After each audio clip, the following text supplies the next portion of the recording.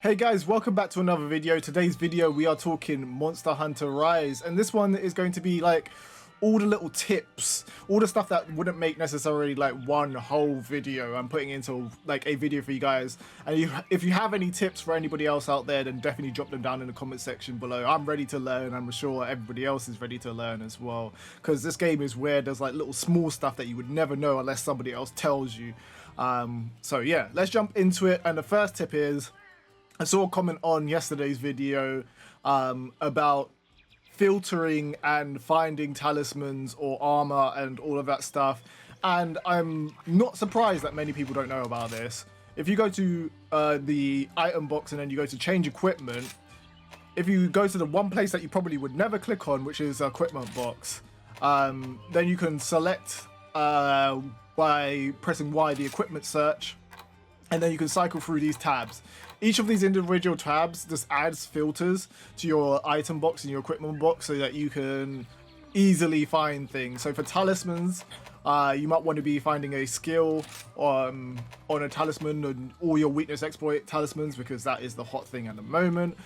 You just click it, back out, really weird UI, then click confirm, and you're going to see 7 results found, and you can see this little spicy little talisman that I got going on there, and a couple of the other talismans that I have that are all weakness exploit, and it just shows those ones, and it filters it down far quicker to use that, and I could just dash it on and equip that as quickly as possible, and then go ahead and get on with my day. Then the next thing is, I did a video on this a while back, but I feel like people missed it and didn't really realize like how useful it actually is. Yeah, so I normally use raw meat. I've used raw meat before I've gone out on this mission, but you can throw raw meat into this cooker and Jamogi will hook you up if you just throw it in. This is a way to get a bunch of Dango tickets. Dango tickets are super useful for when you go out on a hunt. They'll allow you to get all the bonuses, basically. It increases your chances of getting the bonuses. So if you're out there trying to look for booster, if you're looking for insurance and all of that stuff, it increases your chances of getting that once you go out on a hunt. And you get to see the lovely Yomogi. After you sit up and you leave the table, she'll have some more Dango tickets for you. You can see there she gave me a bunch, 20, which is enough for 20 hunts to go out with increased chances of getting stuff. The other thing is, which I've actually cleared out this time, but I want to make sure that everybody is doing this because it's one of the fastest ways to level up your buddies and making sure that they're all good as well, is that if you go to this tree and climb up to this tree, then you'll see that there's a cahoot's nest. If you go into here, you can get a load of different items, and you can get the Lagni apples. I think it's a French word, Lagni apples. I don't know how to say it. Lagni apples, and they're used to boost your buddies, or they're used in a number of different things. So you can see here that I've got my buddies in the training dojo, and they've got their fire over them. And that means that they're going to level up a lot quicker than usual because I've got the bonus using that item. And you can see I've got 3 in the top because I've been using mine effectively during hunts to make sure that they're leveling up as quickly as possible. You know, I've got my boy Gundam in there, and Good Boy and Akira. They're all leveling up and they're getting ready to have their chance to shine. The other thing is, I think people need to know about this. So if you go to the Gathering Hub and you just want to rotate through your quests, so sometimes you want to go out and get money, right? So the best way to get money in this game and get points is you go to an expedition and you check to see if there's an upsurge in that expedition. So if you're going upsurge for local items in the caverns, the lava caverns, and it's local items, that means that you're going to make moolah. That means that you're going to make you're going to get a bunch of Kimura points. If you go on that map and you just follow the routes and you get the nodes, because it's just giving you more per time. Currently I've got an upsurge for honey, so that means I'll get bonus honey when I go out. If you want to rotate that, one of the easiest ways for you to rotate is dash into this, go into the arena, bosh on a Rajang, and because in the arena it only requires you dying once before the whole village resets. That's like one of the easiest ways for you to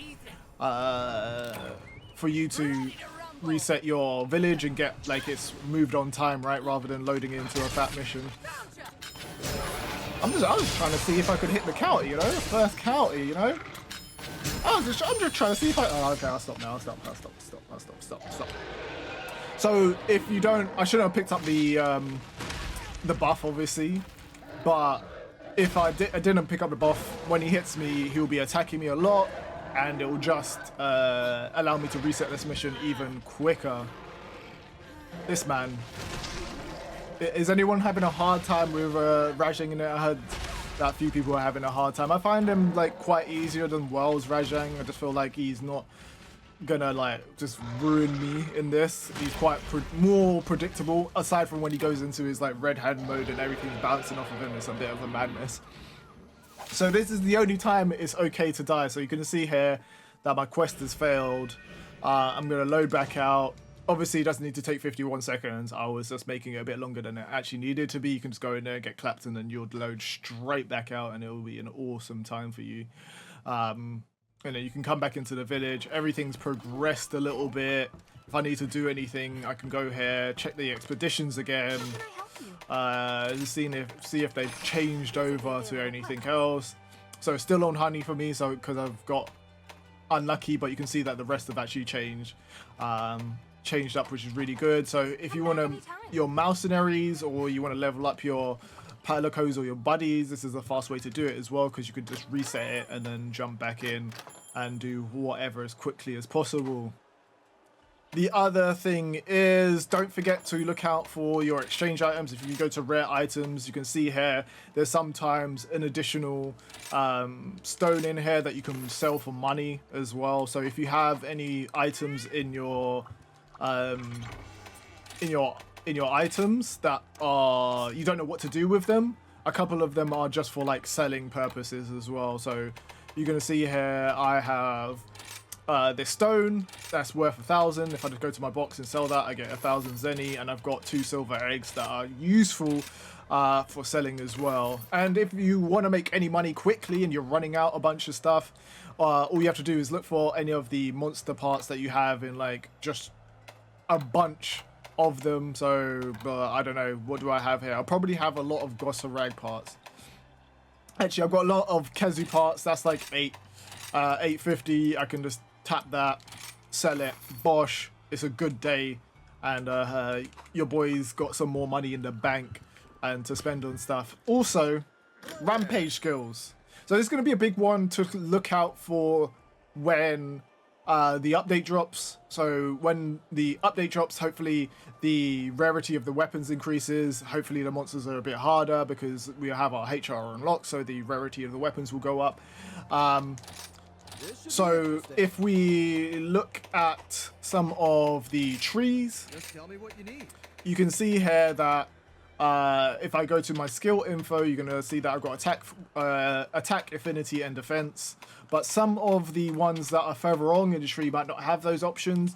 If you upgrade your weapon up on each step, like linearly on the tree, and you apply the active ramp up skill, then it's still available on the next weapon. So if I applied defense boost on this one, then it will be available on this one, even though it isn't listed here. But generally, guys, that was like just all the tips and all the small things that I just wanted to make sure that you guys knew. If you did find anything useful in this video, then definitely leave a like and subscribe as well. If you have any other tips, then drop them down in the comment section down below. I just want to know everything about this game, essentially. I think there's going to be a bunch of stuff that I don't know that you guys have found out, some really weird things. I just want to know the weird things that are super useful. Anyway, guys, bye bye, see you later.